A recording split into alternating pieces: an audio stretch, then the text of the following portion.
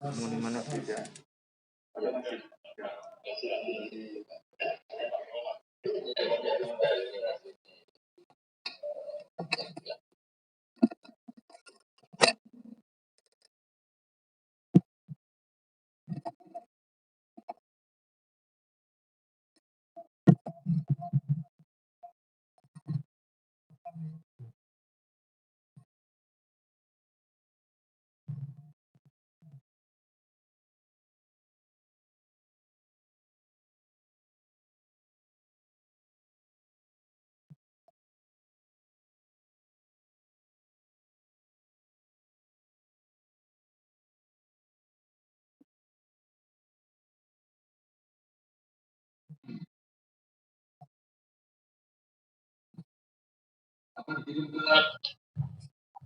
Dapat email atau saya kirim email ya? Iya, juga masih.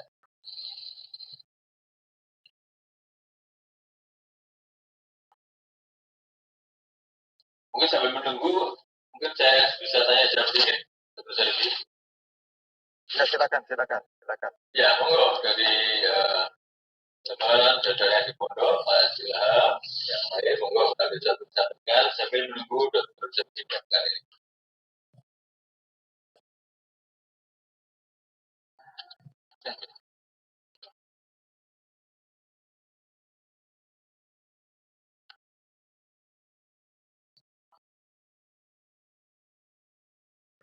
Terima kasih, Dok. Ini kemarin ada mau tanya tentang seputar itu swab antigen itu bagaimana, Dok? Maksudnya keakuratan dengan rapid test dan bagaimana, karena kita ini untuk masuk pondok pesantren kan baru menggunakan rapid test seperti itu, karena memang biaya juga terlalu tinggi kalau tadi menggunakan swab PCR.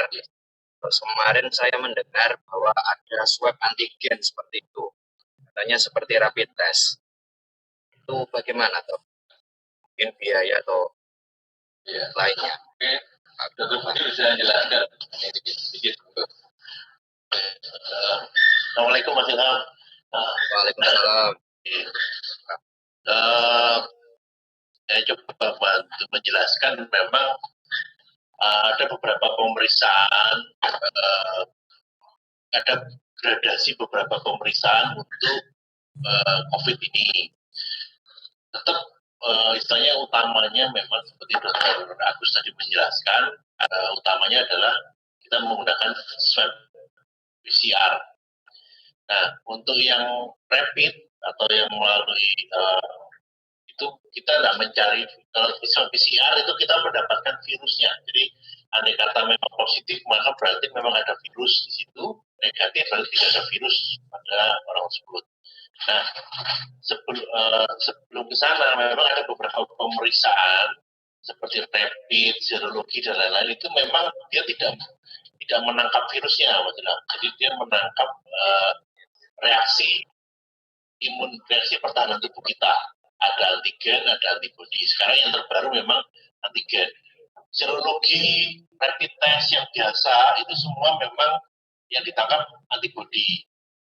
Nah, antibodi ini masalahnya sensitif, tetapi juga tidak spesifik. Artinya apa? Tidak semua COVID gitu. Jadi bisa aja dia waktu kondisinya lagi turun, lagi flu atau apa, ada hasil rapidnya reaktif atau positif. Seperti itu. Sehingga tetap tidak spesifik. Nah, memang yang sekarang ada namanya rapid untuk antigen. Rapid antigen juga sama, dia menangkap antigen. Antigen itu juga sama sih sebenarnya, itu adalah reaksi imun atau reaksi pertahanan tubuh. Jadi bukan virusnya yang ditangkap. Ini dianggap lebih tinggi daripada yang rapid antibody tadi. Tetapi kalau ini istilahnya hasilnya tetap tidak selengkap kalau PCR, karena virusnya kan belum ketemu, jadi cuma hanya antigennya, dan ini masih bisa mirip dengan virus lain gitu. Nah, terus kalau soal kemudian dengan masyarakat banyak menghubungkan dengan biaya. Kalau sekarang dengan rapid dulu dengan pemerintah sudah memberikan bantuan dan memberikan aturan, maka rapid antigen jadi termasuk nanggung lah, kalau bahasa Jawanya rotok nanggung gitu mas. Karena harga untuk swab PCR pun yang istilahnya yang lab yang tercanggih, artinya lab yang terbaik untuk COVID itu juga sudah terjangkau sekarang biaya dan bisa untuk pemeriksaan massal. Itu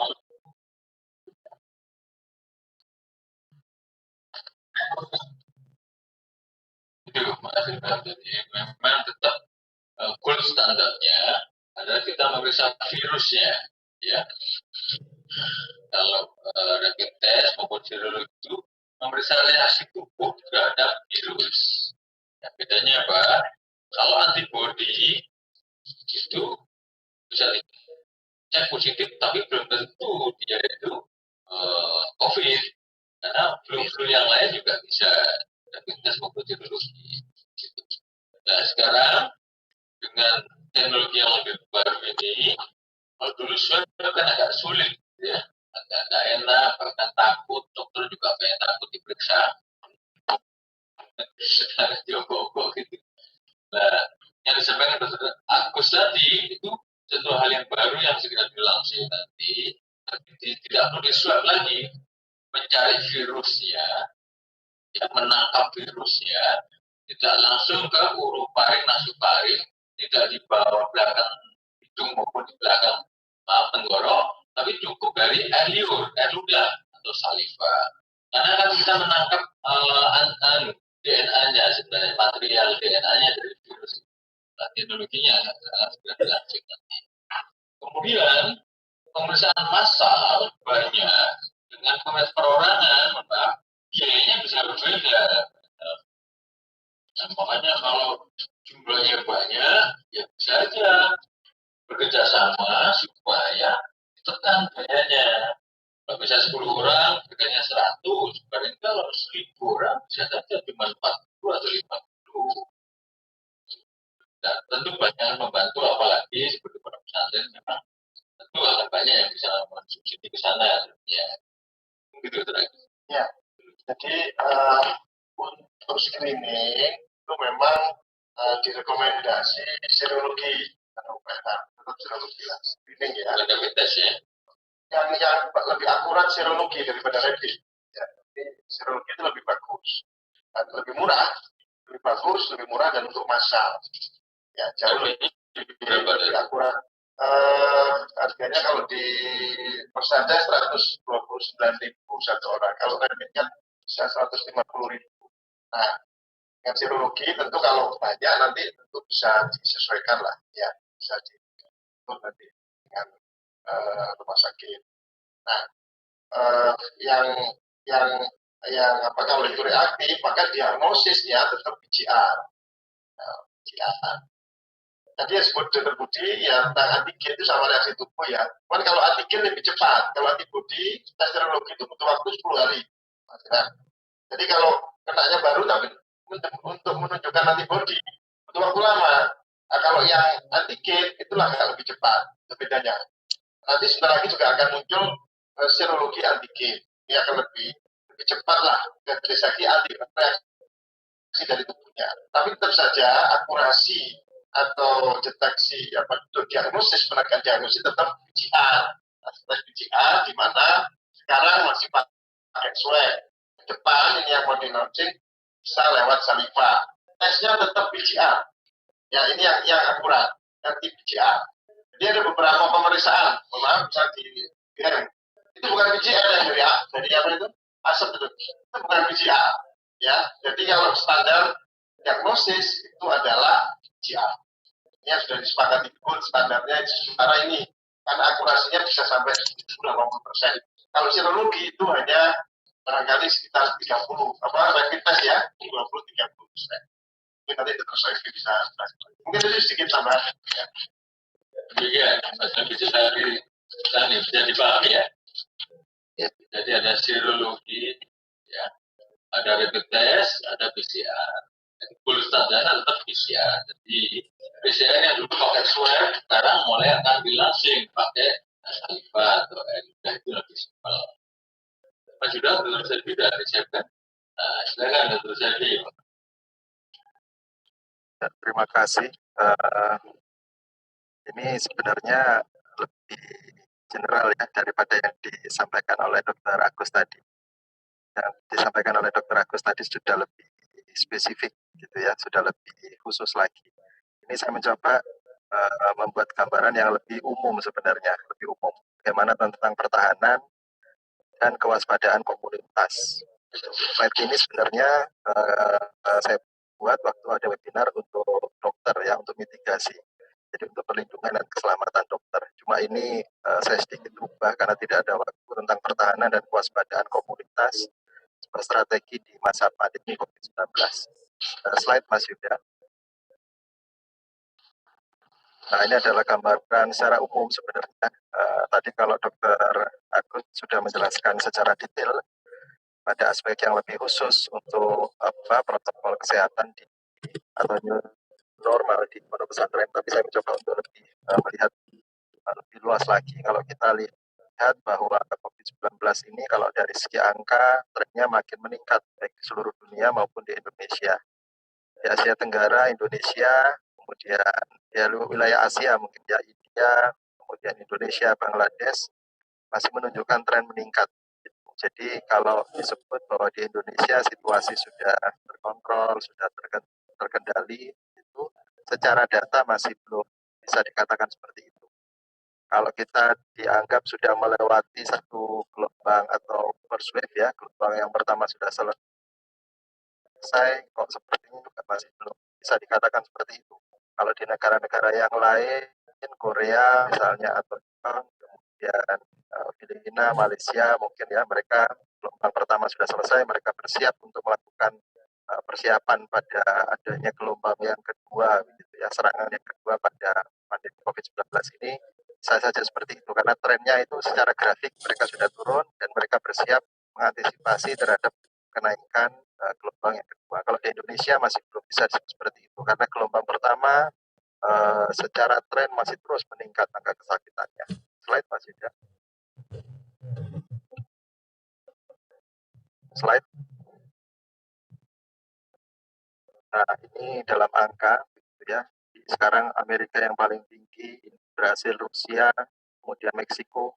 Dan kalau kita melihat angka yang seperti ini, bahwa ternyata angka kejadian yang besar pada masyarakat juga menyebabkan angka kejadian yang besar juga pada tenaga kesehatan. Slide Mas Yuda.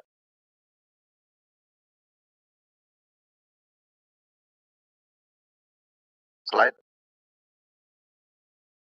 Nah, ini kita lihat bahwa angka kejadian yang besar karena dampak yang terjadi di masyarakat juga pasti punya efek ya, punya dampak pada tenaga kesehatan.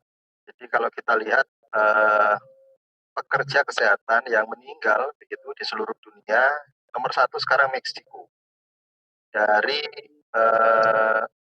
Meksiko ini kalau melihat angka kejadian di masyarakatnya mereka nomor 7. Nomor 2 Amerika. Nomor 2 Amerika, petugas tenaga kesehatan yang meninggal karena COVID. Dan di Amerika angka kejadian kasusnya nomor 1. Indonesia pun sekarang sudah mulai menunjukkan angka tren yang terus meningkat pada angka kejadian di masyarakat, dan ini akan juga terdampak pada tenaga-tenaga kesehatan. Dan apabila tenaga kesehatan juga terdampak, maka efek balik kepada masyarakat juga akan besar.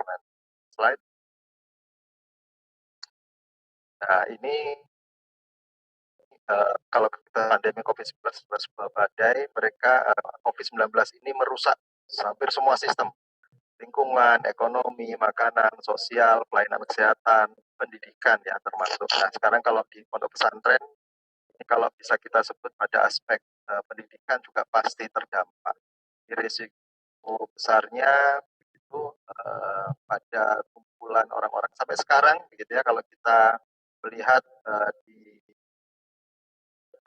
universitas perkuliahan masih belum dijalankan, bahkan di UNER sendiri yang punya fakultas kedokteran, mana mestinya mahasiswa fakultas kedokteran ini yang paling paham tentang masalah pandemi karena ini berkaitan dengan kesehatan, dan juga mereka yang paling paham harusnya dibandingkan dengan mahasiswa yang lain mungkin ya, atau dengan pelajar yang lain itu tentang protokol kesehatan sampai sekarang masih belum dibuka gitu ya, untuk proses pendidikan langsung ya, secara luring ya, bukan secara daring. Selama ini masih dilakukan secara daring. Nah, ini merusak hampir semua sistem. Nah, salah satunya adalah pendidikan yang paling terdampak.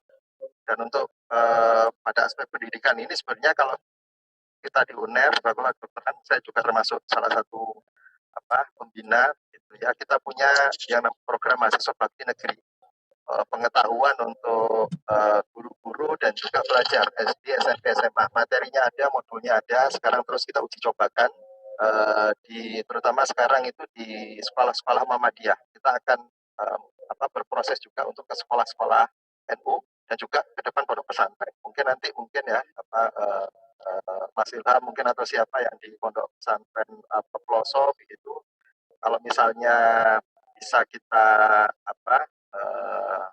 mungkin kerjasama mungkin ya istilahnya atau begitu, kita bisa memberikan materi-materi itu gitu. Jadi materi-materi untuk pelajar kita akan juga memberikan materi-materi itu untuk pelajar di pondok pesantren itu, di SD, SMP, SMA. Dan materinya berbeda. Ini sekarang sudah kita uji cobakan dan kita harapkan nanti seluruh Jawa Timur akan bisa kita berikan materi-materi pembelajaran tentang COVID-19 sehingga kita semua bersiap menyiapkan pada sistem pendidikan di education. Slide Mas Yuda. Nah, ini yang terjadi angka saya ambil di 17 September. Jadi angka kejadian di masyarakat kalau kita terlihat trennya itu masih terus meningkat dari grafiknya, dan angka kematian dokter nggak makin meningkat. Di angka sekarang kalau tidak salah 1-2 hari yang lalu itu di 152 tenaga dokter di Indonesia. Ya. Slide Mas Yuda. Nah, ini di mana posisi dokter? Sebenarnya juga menentukan posisi masyarakat bahwa virus corona ini menyerang kepada komunitas atau di masyarakat, baik dia di pasar, di pesantren, di pabrik, di perkantoran, di keluarga, umumnya adalah kumpulan orang.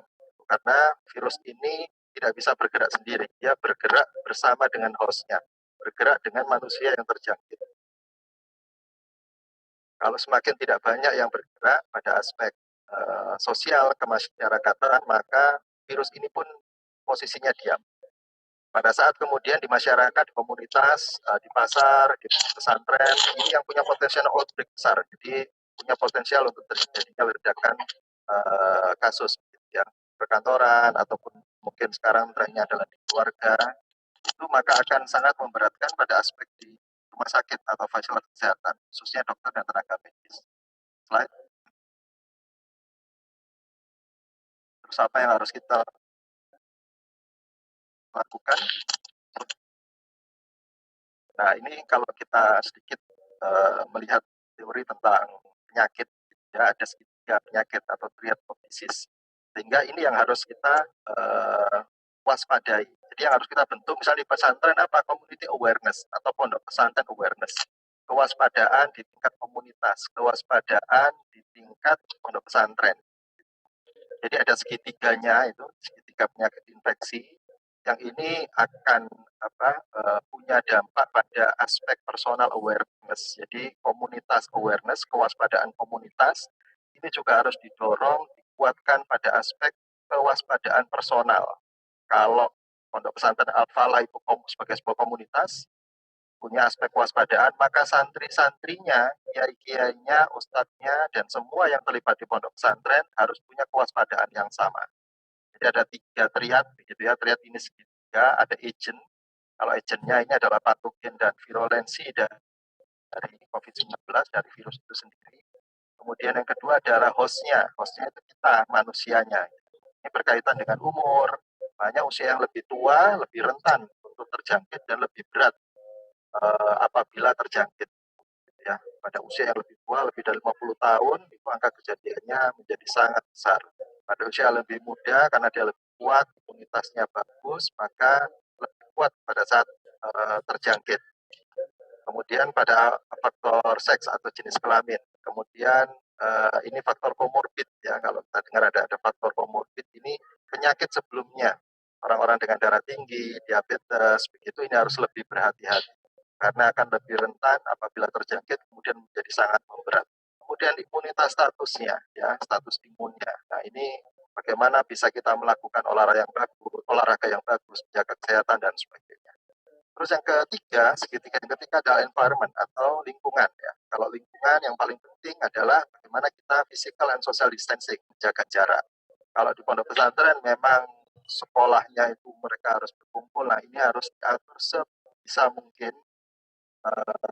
Para pimpinan bisa membuat kebijakan-kebijakan atau aturan-aturan yang masih memungkinkan terjadinya jaga jarak, ya tidak bisa berkumpul berdekatan satu sama yang lain, ya.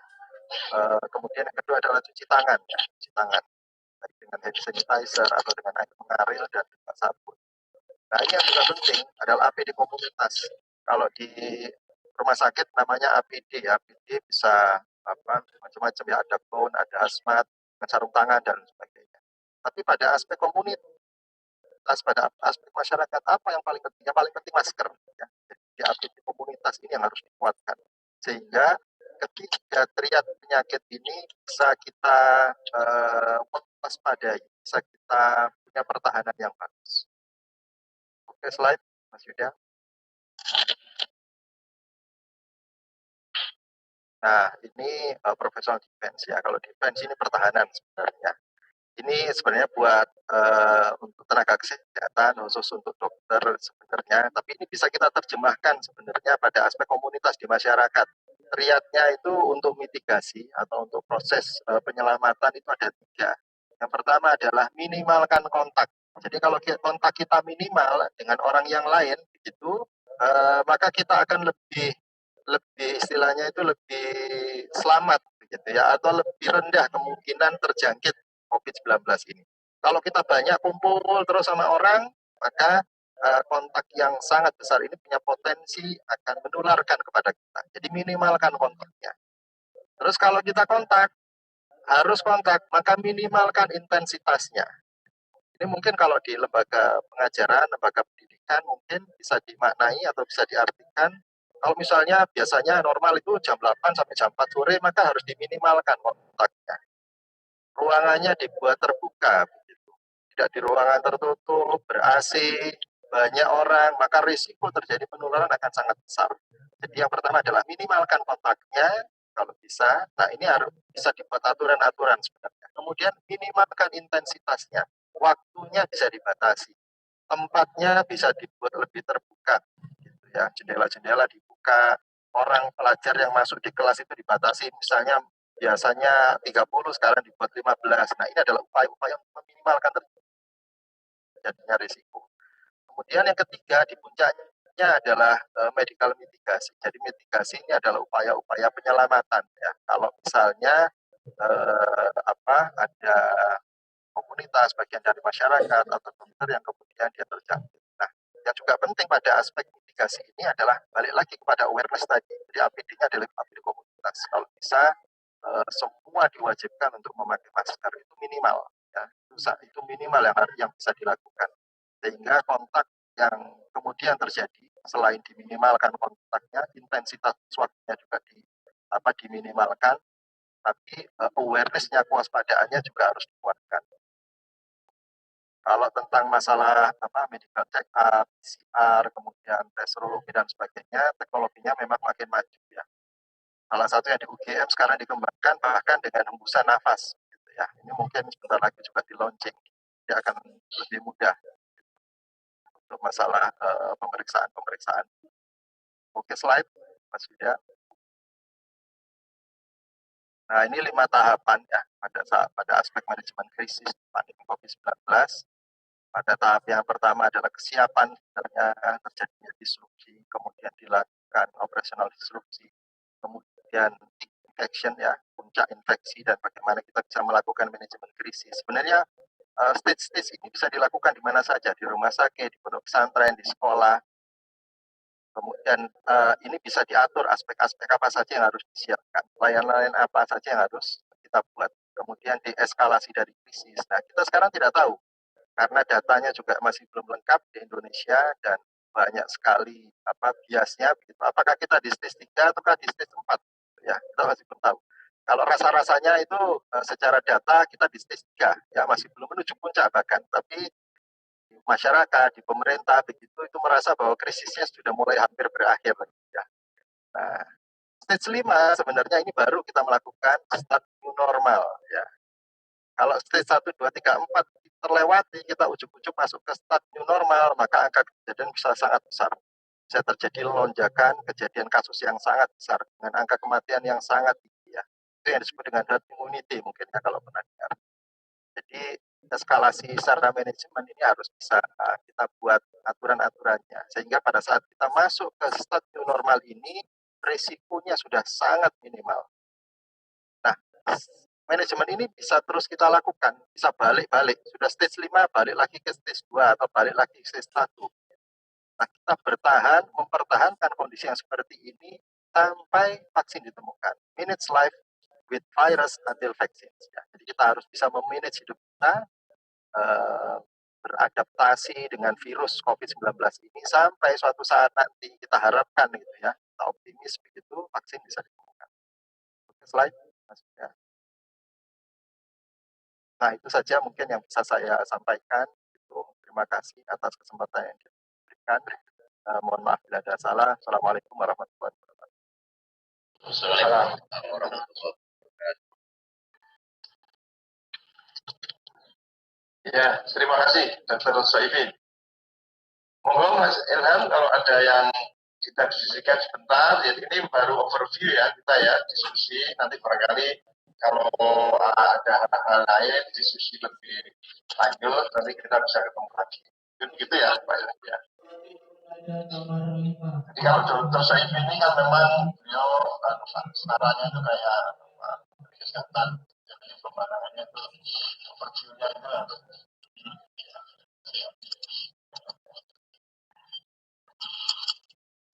kalau ada yang ditanyakan mungkin 1, 2 atau didiskusikan. Kalau tidak ada kita akhiri ya, mungkin begitu. Permisi, mau ada sedikit pertanyaan, mungkin ini mengenai gejala yang terkait dengan COVID. Ini kan salah satunya ada yang untuk kehilangan atau berkurangnya indera penciuman itu apakah semua yang indera penciumannya berkurang atau kehilangan indera penciuman itu bisa langsung dihukumi kalau itu gejala COVID atau tidak? Terus untuk penanganannya sejauh ini dari kami itu kita pisahkan 10 hari.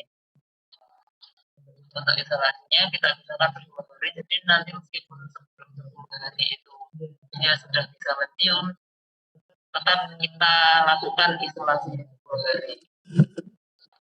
Untuk tindakan penanganannya kita sarankan. Ya, terima kasih. Jadi memang seperti yang ditambahi sama Dr. Soifin ya. COVID ini kan gejalanya 1000 wajah, gitu ya. Jadi susah terdetek ya. Apalagi kemudian bisa juga ada pada orang yang tanpa gejala. Jadi ya, yang tanpa gejala aja ada virus dan itu bisa rentan menularkan kepada orang lain. Orang lain bisa sakit, bisa enggak? Bisa muncul gejala, bisa enggak? Kan begitu masalahnya. Yang tidak muncul gejala, lama-lama muncul antibodi. Tahan tubuhnya ada, dan seterusnya. Makanya nanti ada disebut dengan teori herd immunity. Nah, kalau ada gejala, salah satunya mungkin kita penciuman dan sebagainya, ya, idealnya memang dicek, Mas. Kalau nggak dicek kan nggak tahu. Ya, dicek apakah ini curiga ke sana atau tidak. Ya, paling gampang mungkin dengan serologi atau minimal ada rapid test. Ya, ada reaktif tidak. Kalau dia reaktif, dia diisolasi. Idealnya kalau dia reaktif harus di PCR. Itu pasti sudah. Dengan di PCR maka lebih pasti dan penanganannya tetap betul diisolasi. Isolasinya 14 hari. Ya, yang ketika kita screening ketemu nggak ada gejala, loh, kok PCR-nya positif, itu aja diisolasi kok. supaya dia nggak menularkan pada orang lain. Ya, misalnya di detek ya, yang screening seperti kami ini, dari kita kan screening itu rutin ya, sebulan sekali. Ada reaktif, dicek PCR, positif, nggak ada gejala, tetap isolasi di rumah. Tetap itu, ya, tidak perlu di rumah sakit, tapi di rumah, supaya macannya ini nggak nyokoti yang lain. Jadi di rumah aja. Itu kira-kira tentunya sama, isolasi di rumah. Yang gejala ringan pun sekarang dengan kondisi ini tetap namanya isolasi di rumah juga. Isolasi mandiri, isoman katanya, isolasi mandiri di rumah. Ya, itu ada protokolnya di rumah itu, seperti yang di kamar sendiri tadi. Kalau dia misalnya ada gejala dan memang menunjukkan gejala yang lumayan ringan atau yang sedang, ya bisa dipertimbangkan masuk rumah sakit. Dan itu rumah sakit yang khusus merawat COVID. Seperti itu, Mas. Jadi screeningnya, sekali lagi, menurut saya yang kalau dari protokol ya seharusnya memang cek serologi atau paling tidak rapid. Kalau ada muncul gejala-gejala itu, dan lebih tegaknya lagi dengan PCR. Mungkin gitu ya, Dr. Budi. Iya. Itu kan termasuk salah satu gejala yang memang sekarang jadi perhatian adalah gangguan penciuman. Jadi memang betul sudah dilakukan. Sebenarnya langkahnya sudah benar. Ya, yang penting adalah lakukan isolasi. Kedua, tahapan dari usulan tadi dari dokter Aja itu juga usulan yang sesuai prosedurnya harus begitu. Jadi selain diisolasi, dia harus kita screening apapun yang dipunyai oleh pondok. Ya idealnya memang di swab idealnya untuk tahu apakah penciumannya ini pasti karena COVID atau hal lain. Kalau dia memang karena COVID apalagi maka harus hasil swabnya positif. Ini kan dia harus diisolasi, kemudian kalau secara SOP namanya di tracing, jadi di tracing itu kita cari dia kontaknya sama siapa aja terakhir dalam yang paling kontak erat dengan siapa, karena itulah yang nanti jadi membawa virus itu nanti itu karena menyebar itu. Jadi isolasinya sudah tepat sekali, saya setuju banget. Dan nanti mohon dilanjutkan dengan screening dan tracing tadi. Itu Mas ya, jelas ya, ada tes, ada tracing tadi. Kita baik betul. Ini untuk anak-anak misalkan yang dengan kehilangan atau berkurangnya indera penciuman itu tadi, apabila sudah kita misalkan selama 10 hari atau bahkan 14 hari, apabila tidak memungkinkan untuk dilakukan PCR atau maupun dilakukan rapid itu, apakah antibodinya sudah terbentuk untuk bisa dikembalikan ke pondok atau tetap harus dilakukan pemeriksaan?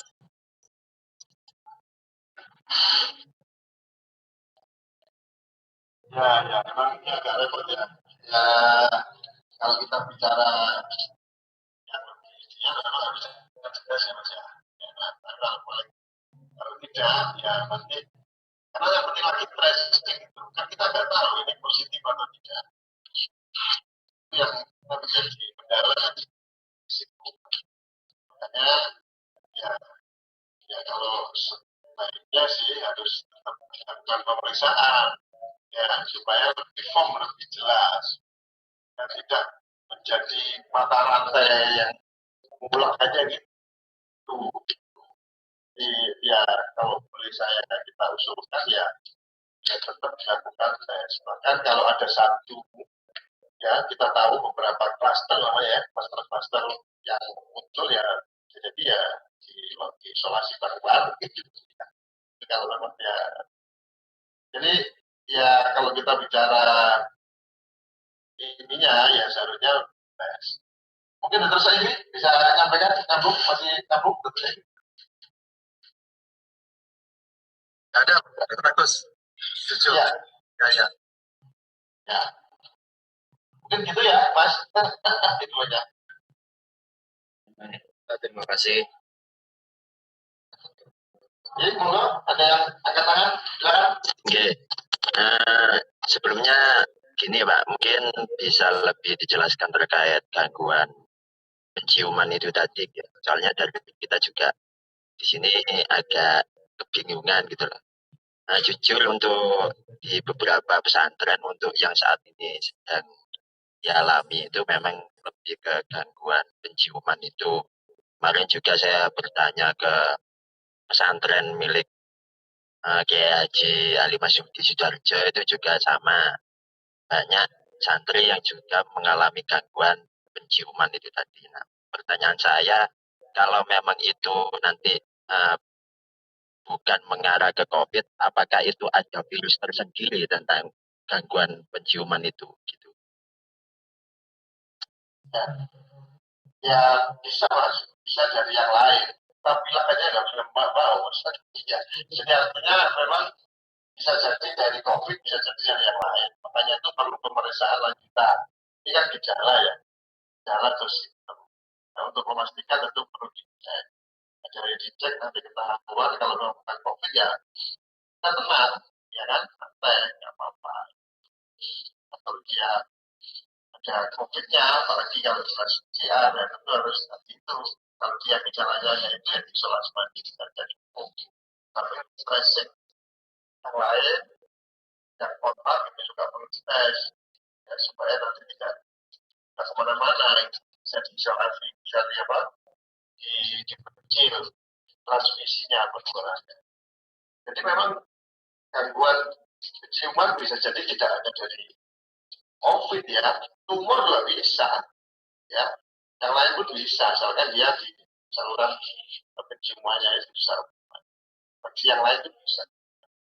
Tapi sekarang ini trennya memang ke sana, kayaknya ya. Karena pandemi ya, pandemi itu jadi banyak di mana-mana. Jadi tentu ini yang sehingga mungkin barangkali salah satu gejala awalnya ada. Jadi ya tetap kembali ke tes, tracing dan yang ya. Mungkin itu Mas Ilham. Mungkin ada teman-teman dari pondok yang lain bisa ada pertanyaan atau kejanggalan yang lain, mungkin dari Pondok Putri atau pondok yang lain, monggo bisa ditanyakan.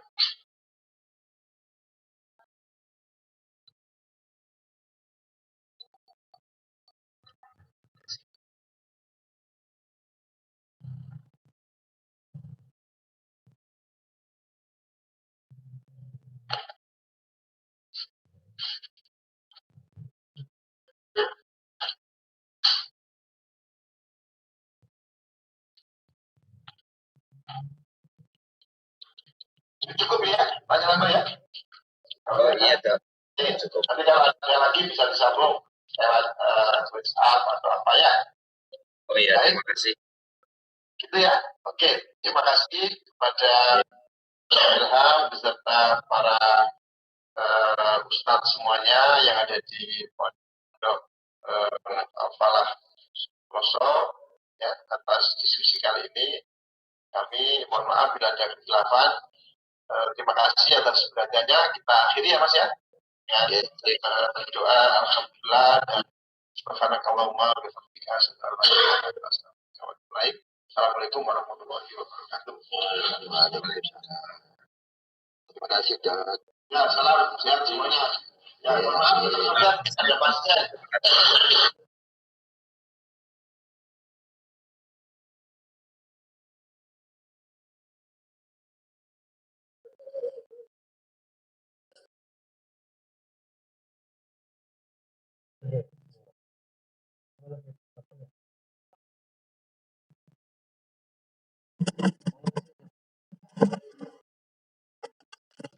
Sebenarnya sih menyampaikan kondisi